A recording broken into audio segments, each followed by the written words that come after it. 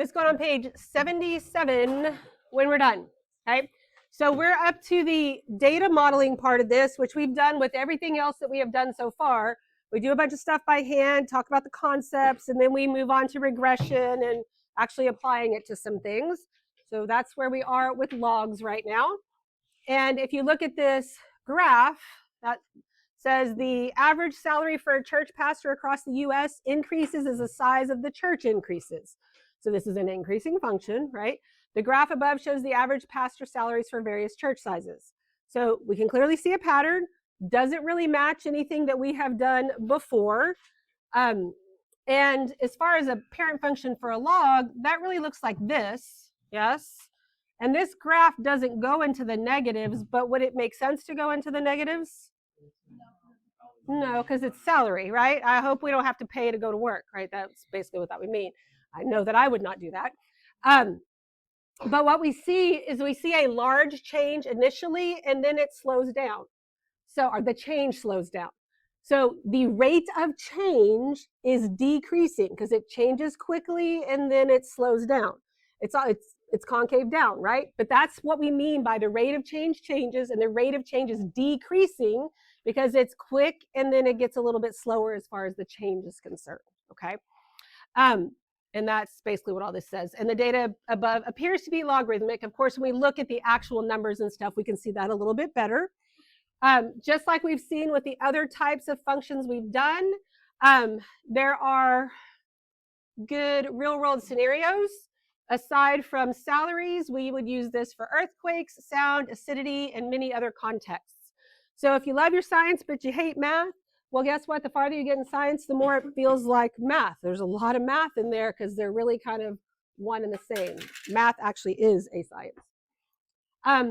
Then what we already know about logarithmic function models, this wording here, for a given set of data, if the input values appear to change proportionally over equal length output value intervals, then a logarithmic model is appropriate.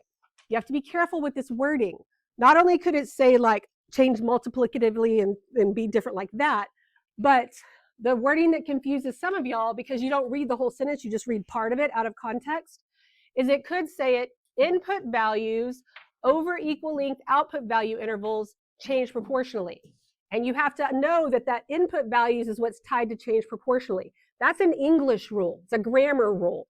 All right. So that is not necessarily pre-cal. That's reading your sentence and knowing, your subject, verb, all that kind of stuff, and knowing how to tie those things together. Because I can reword it different ways and it means the same thing, but if you only read part of it, that's kind of where you miss the point.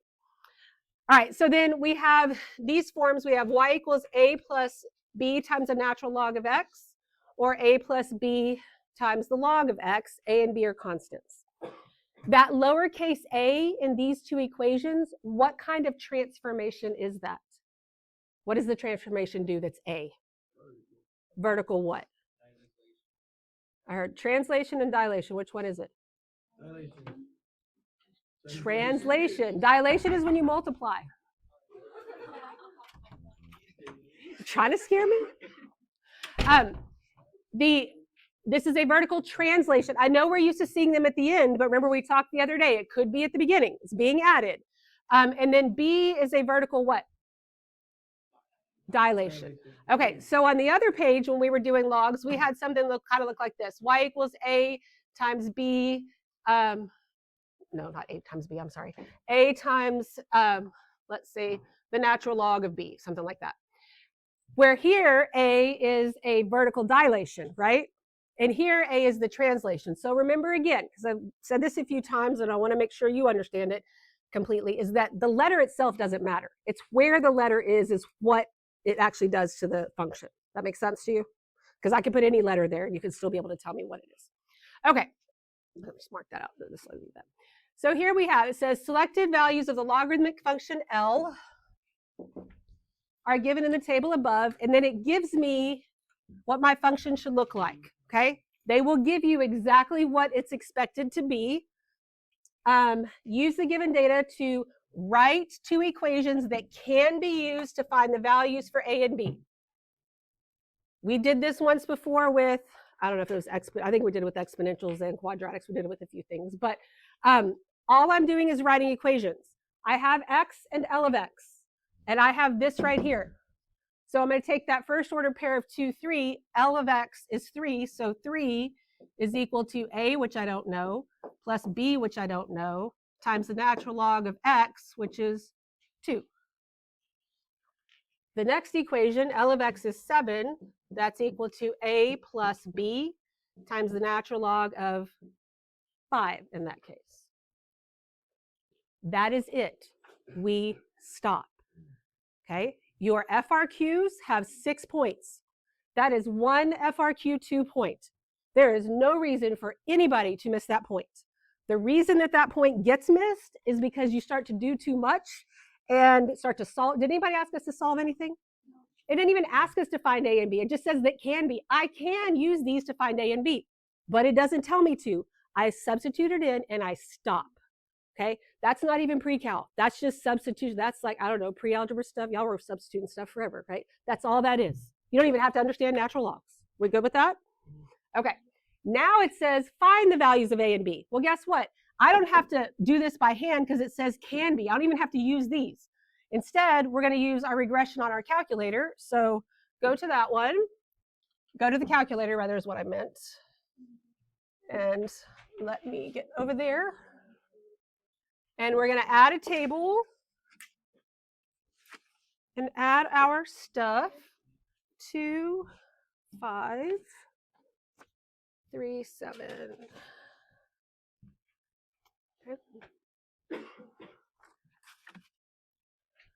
On your 2A AP style test, the district one, when I looked at the data on one of the regression ones, one of the most common wrong answers was the linear version of whatever you were supposed to take the regression of. That's you being lazy because you hit regression and then just took whatever this was. Does that even make any sense right here? No. We want the log. So we go to logarithmic regression. There's our equation. And there's your A and there is your B. And then we write it down. Okay.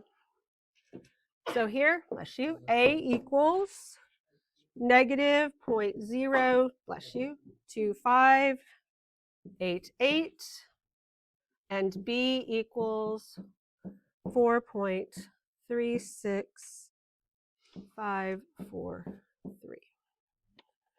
Does it ask us for the equation? No. So then we don't write it down. That's all guess what? This is point number 2 out of 6 points for FRQ2. I don't care if it's a log, an exponential, a whatever it could be. We should all be able to get these 2 points. You agree with that? Okay, that's kind of a, let's not miss those. We got to try and get every point we can. Because are we going to get all 6 points on all of them? Probably not, and that's totally okay. All right. Any questions at this point? All right, flip it over. So here's the data that actually goes with that graph on the front about the church salaries. And if you actually look at the data, and if we analyzed it, we could see that that it is changing logarithmically, but we're not going to take the time to do that because it pretty much tells us this here. And if this really was FRQ2, it would take you to the first two things. Write yourself an equation, then actually find them. But just for time and space, I just said, let's use our regression capabilities. So go ahead and type all that data into a new table. You can hit refresh so that you can start over on a new table. Type all that stuff in. When you have a ton of data, or even if you just have 2, really, be careful. Once you're done, double check what you typed in with what's on the paper so that you can make sure that you didn't type a wrong number, which we are all capable of, and which caused some of you to get some things wrong on other regression tests. So be careful. And I get to cheat and save mine, so yeah. Otherwise, I'm up here typing forever, and it's so difficult on this stupid board.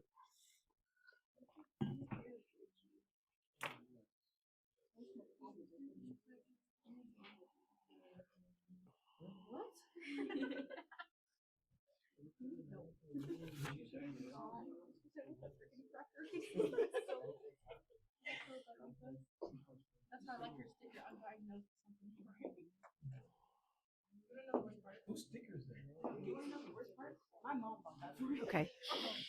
All right.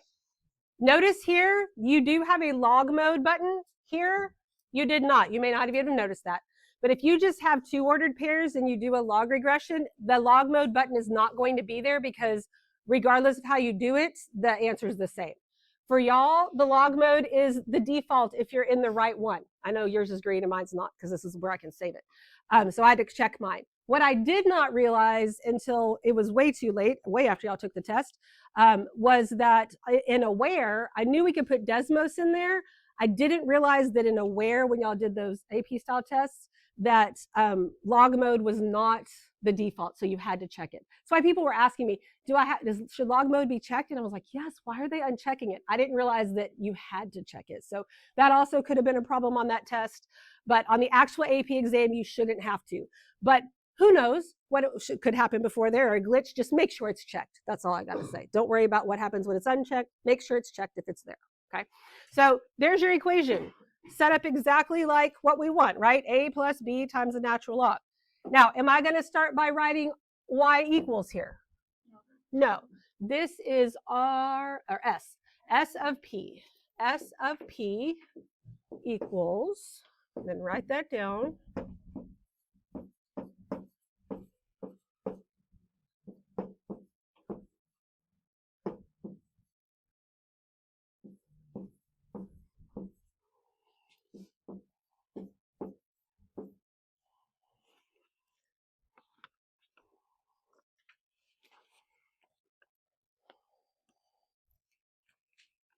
We all good? Easy enough to get that equation out if you're asked for the actual equation. All right, so now it says, using the model found in part A, what is the predicted annual salary in thousands of dollars for a pastor whose church size is 500 people? Now, somebody did ask me earlier should we have the little hat on here? And it's okay that you don't. I know when we started the regression stuff, I taught you the hat. I never took off points if you didn't have it, because I just feel like I should teach you the proper way to do things regardless of what the rules are. So I wanted you to know that was a thing. But in the AP pre-cal world, if you don't have the little hat, it's okay. In the AP, well, not even just the AP, in the statistics world, if you don't have the little hat, it's a bad thing. So if you end up taking statistics in the future and somebody's like, well, you have to put a hat on regression, and you're like, I've never heard that before. I just wanted that to be something you've actually heard. So if you put the hat, it's great. If you don't put the hat, it's fine too, okay? All right, but so before I start typing stuff in the calculator or the computer here, I have to decide, this 500 people, is that the input or the output? Input. People is the input. So I want S of 500. But in Desmos, I don't have my function defined as S, right? I could, but I don't necessarily need to. It's defined with X and Y. And so as long as I know that that's the input, so I can't, even though I have this function, I can't say S of 500 because it's not defined that way. But I can just put in here that X equals 500. And then I can zoom in a little bit, and it's right there. And you can even export it over there if you want to. You could label it if you want to. Just make sure you can find it, and then you can write it down, and we get 94.32954. And what are my units here? Thousands of dollars. A lot of times I end up with just dollars. I'm like, okay, so he made $94? I don't think so. Thousands of dollars. It says it right here. It says it right here. And it says it right here. Okay, so just make sure you're paying attention to units. What questions you got? Anything? Awesome. All right, let's look at example 3. The most common and preferred method to measure sound intensity level is in decibels, with that dB there. The sound intensity level beta, I just gave that away. That's a Greek letter. What is it? Beta. I started to say it. I don't know. The Greek letter, that's a capital beta. In decibels of sound having intensity I in watts per meter squared. Do we all know what that means? Does it matter? Nope. Doesn't matter at all if you understand what that means. It matters if you're in physics. Does not matter for you to be able to do this question. Doesn't matter at all. It's modeled by this function right here. Now look at this function compared to the functions that the other two functions we just did, and with the exception of like this beta of I instead of S of P. What's the other big difference here? Y'all can't look at me. You have to actually look at the equations. The log. This is a common log. What were the other two? Natural log. Okay. So in Desmos, the only regression you're going to get is a natural log. That's it. So this one we're going to have to pretty much do by hand, which is not that big of a deal. Okay. The sounds of noisy traffic has intensity of 1 × 10⁻⁵ watts per meter squared and corresponds to 70 decibels. A loud concert has intensity of 1 and corresponds to 120 decibels. So right now I have enough information to get my two ordered pairs, right? I've got intensity and I've got decibels. Which one is the input? Intensity. So that's going to be my input value. So that means this, my ordered pair would be 1 × 10⁻⁵. And the output there is 70. For the other one, the input is 1, output is 120. Everybody okay with all that? All right. So now it says use the given data to write two equations that can be used. Write two equations that can be used to find the values for constants A and B. Write your two equations. You shouldn't need me for that.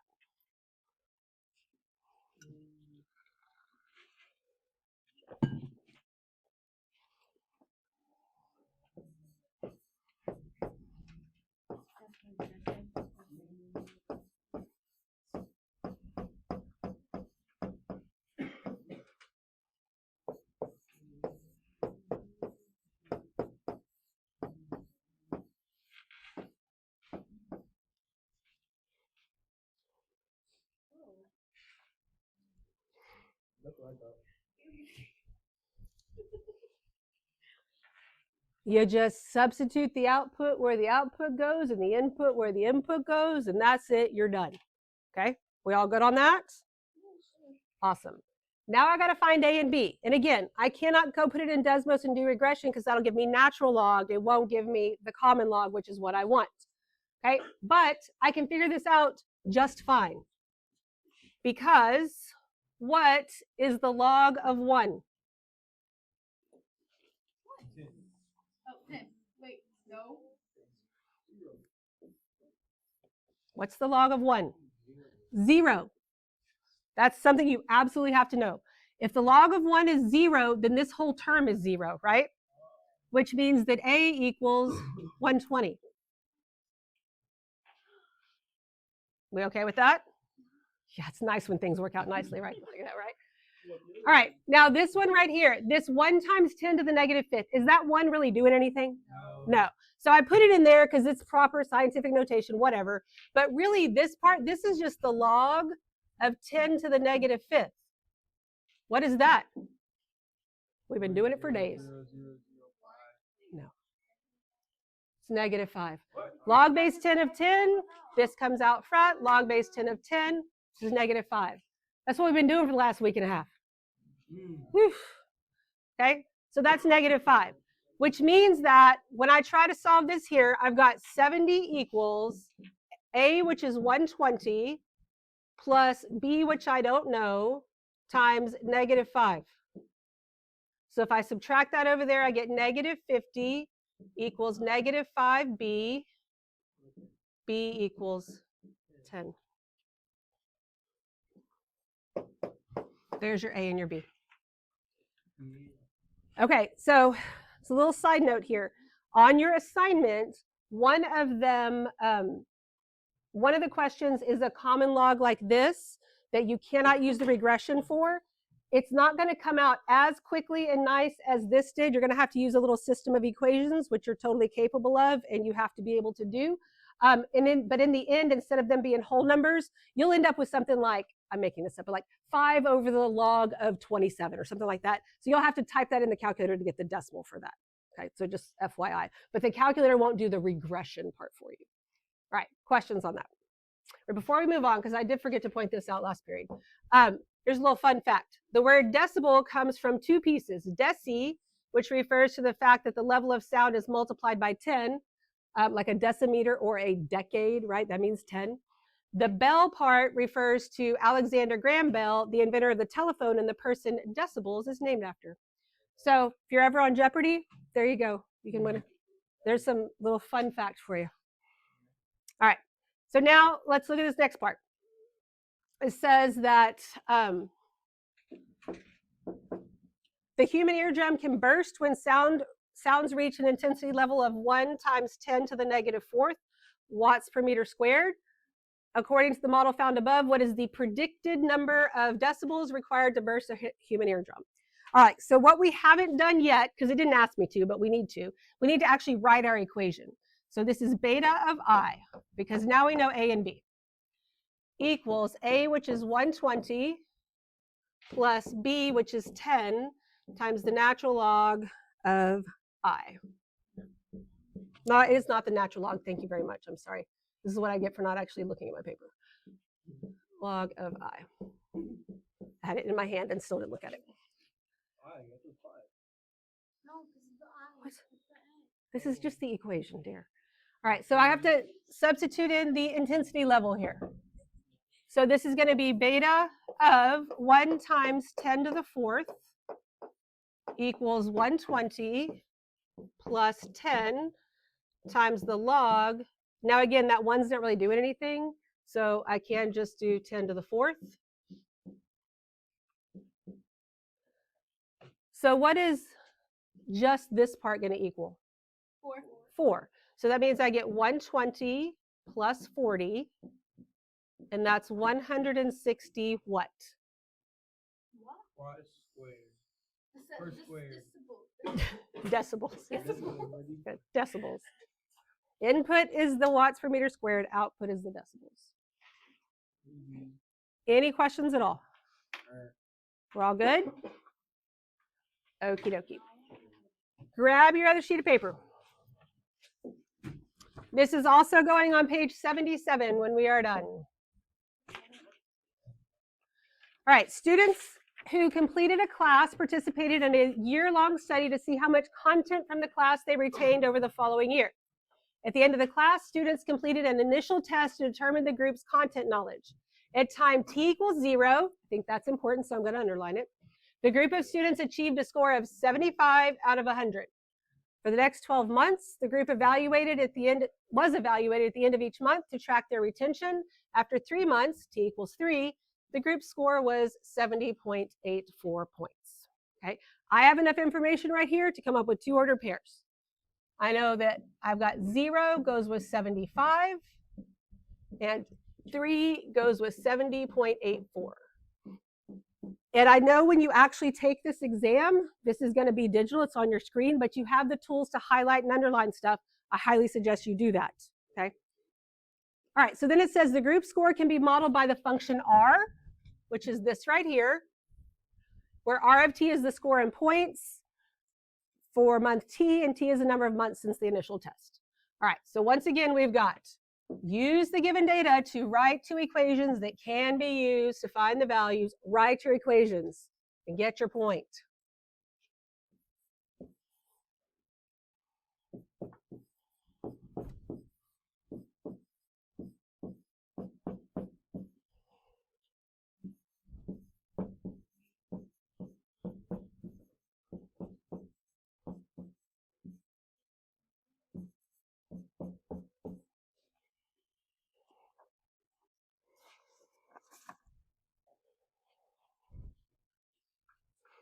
Did we get our 1 point? No.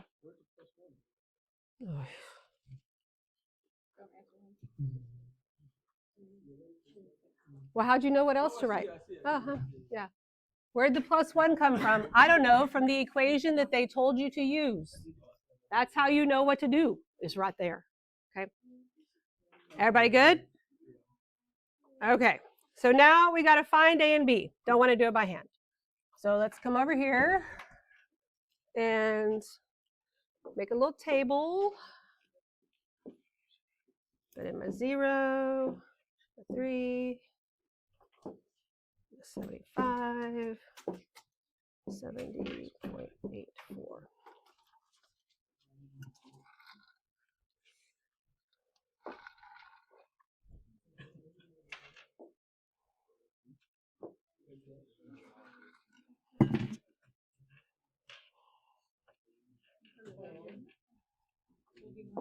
So which kind of regression am I doing? Logarithmic. Okay. Is that what happened to you? Yep. Okay, so when that happens, if you get it, go ahead and click on what it says. Maybe. It says logarithmic regressions only work if the first column is all positive numbers. That's because if you remember when we were looking for extraneous values, you have to take the log of a positive number. There's a vertical asymptote at x equals 0. I can't take the log of 0. So I gave Desmos some information. I said, hey, use this and find a log. And they're like, hey, dummy, I can't take the log of 0. Something's got to give here. But the regression that not only will it only be natural log, it will only be natural log of x or t or a variable, where what we have here is this t plus 1. Okay, so that's the problem there. And this, you were expected to do this on the this exact, well, not this exact question, but this exact type of thing with the plus 1 on the FRQ on the actual exam that first year. And so it could totally come up. We don't have to do it by hand, but you have to understand how to manipulate the calculator. Okay, so make sure you ask me questions if I lose you somewhere. If you notice here, if I was going to actually find a and b, I would actually be taking the natural log of 1 and 4, right? If I just automatically added 1 to everything, I wouldn't have to have that t plus 1. You with me on that? So here, I'm going to go back over here, and so that this isn't 0, since that said t plus 1, I'm going to change that to 1, and I'm going to change that one to 4. Okay? Then by that, I have an equation. Now, does this equation look like the equation we want? No. But think about x that we substituted in. Our x is actually t plus 1, right? So this gave us this, which is not the correct equation, but that is the correct a and b. Okay, so from this, before we do anything else, we're going to write down our a and b. So a equals, what was it? Oh, 75, no. 75, and b equals negative 3.00081. Everybody with me so far? Now, here's the problem. Here's another problem, I guess, is that this function, this black function that I have here, is not the right function, because I'm supposed to, when my actual input is 0, my output is supposed to be 75, right? And I clearly don't have anything at 0.75. Well, that's because we manipulated stuff over here. But I need my equation to actually look like I want my equation to look. So instead of just leaving it in a regression, right here where this equation is, it says the word equation above it with this little thing, I don't know. Click on the little thing with the arrow and it pops it out over here. Then what we're going to do is not only change it to the plus 1, but I'm going to make it look exactly like it looks on here with the r of t. So I'm going to change the y to r of t, r of t, and then I'm going to change that x to t plus 1.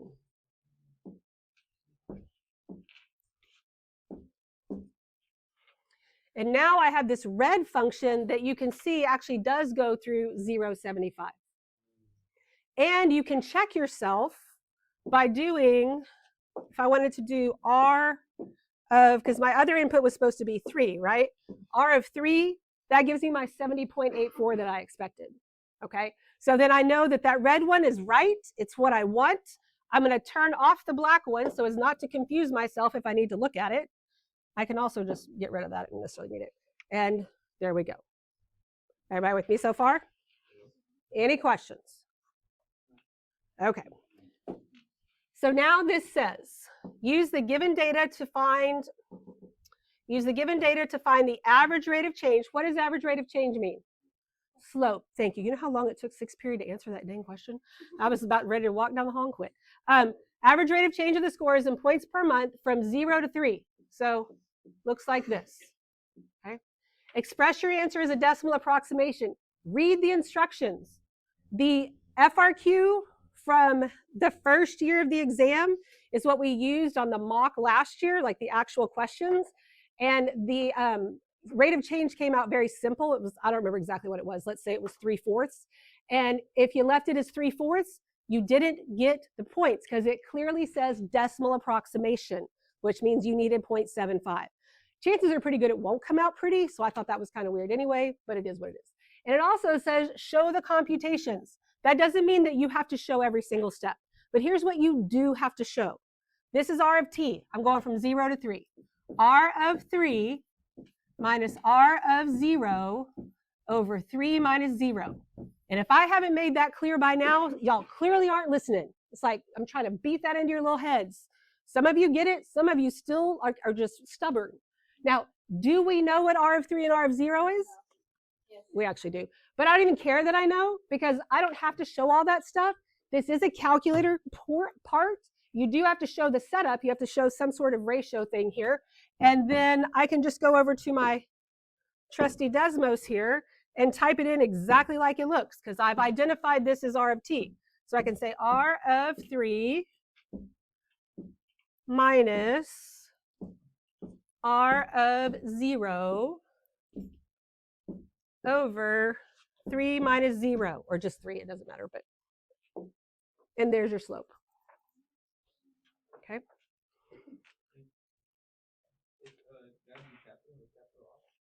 It should be. I don't know what happens if you use a lowercase, but I defined it with a capital R. Oops. So I'm using a capital R. I mean, you can try it with lowercase, see if you get the same thing, because honestly, I don't know the answer to that. I would think, well, I mean, you really could put in anything you want as long as you know what it is and they match. I don't think it matters. All right, so I've got negative, but on here, what I write down absolutely has to be capital, but yes. But that's not what you were asking, was it? No. Okay, I didn't think so. Negative 1.38666. Okay, we good on that. Freaking slope. Don't miss the freaking slope question. It's another point right there. All right, now it says to use the average rate of change from this part to predict a score for t equals 4 months. All right, so what I want you to do without looking at your neighbor's paper, without Googling it or anything else, I want you to the best of your abilities, write down the point slope form of an equation. It's not the y equals mx plus b, it's the other one. Write it down, whatever you can. And I will remind you that I've shown you once, and I will show you again today, that it comes from the slope formula. See if that helps you. But it's something you absolutely have to know. You're going to write equations for lines way more than you think in calculus. You're going to write equations of lines all the time.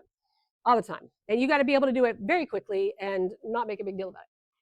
All right, so this is y minus y1 equals m times x minus x1. How'd we do? Okay. Do we know slope? Yes, I really think y'all do. Even though you don't always write it down like this, slope is y2 minus y1 over x2 minus x1, right? Well, if I can write it. Come on, x1. If I put parentheses around this and multiplied both sides, wouldn't I end up with that? So worst case scenario, write down slope and come up with it yourself. But you've got to be able to write the equation of a line, okay? All right, and then when you have to write a line, and again, this is exactly what I tell my calculus students too, anytime you got to write a line, write the equation of a line, you write down point and slope, because if you don't have those two things already, you can't do what you're trying to do. And then when you don't write them down, you put weird things in there, okay? And we don't want to put weird things in there. I have 2 points I can choose from, the 0.75 and the 370.84. I'm thinking most of us, what will we probably choose? 0.75, right? Use the easier one. There's absolutely nothing wrong with that. The slope I have is negative 1.38666. Okay, so let's pause here for just a second. Because the reason we write down 5, even though you only have to be correct to 3, is because technically you should never, ever, ever, ever type back in a number that you have rounded or truncated from something. But Desmos doesn't really have storing capabilities like calculators do. Like you could store numbers. Desmos hadn't come around to that yet. We're going to have a way around it, but sometimes there's not a way around it. So for the most part, if you type an answer back in and use it, as long as you use at least 5 decimal places, you should be correct to 3 in the end. Okay, so best practice is not to type it back in, but worst case scenario, maybe we have to. All right, so let's write our equation of our line. This is going to be y minus 75 equals m, which is negative 1.38666 times x minus 0. Okay, so that's just the equation of my line with the y and the x in there. And it's fine to write the equation with y and x even though we're talking about r and t, because yeah, it's totally fine. So now I'm going to substitute in this t equals 4 months. That's the input. That's going to be x, right? So y equals negative 1.38666. Now x minus 0 is just x, so that's times 4, and then I'm going to add that 75 over here. Everybody okay with that? Okay, so now over here in Desmos, instead of typing all that in, I have, let me add some more. I have this set in right here. That is my slope, right? So what I just wrote down on my paper was slope times 4 plus 75, right? So I can just go right here. That is the slope. And then I can do times 4 plus 75. Oops, not 5, 75. And then that's basically it without me having to really type much else in at all. Okay. You could also copy and paste the little decimal that was there if you wanted to. There's other ways, but there's nothing wrong with doing that because I don't need that other answer there. So then my answer, R of 4, is about, okay, because this is a prediction, right? 69.45336. And what are our units for our output? Points. What questions do you have? Anything? Okay, so tomorrow you are going to watch a video where I do this part right here because I don't want to cram it in the next 6 minutes. It's very important that you pay attention to it. The assignment that I'm going to give you today doesn't actually have these parts on it, but what we do on Monday will. All right, so tomorrow you're going to finish this up. I'm going to go ahead and give you your assignment so that you have it, and then you'll be able to finish these notes, and then work on stuff tomorrow. Okay, we good? No.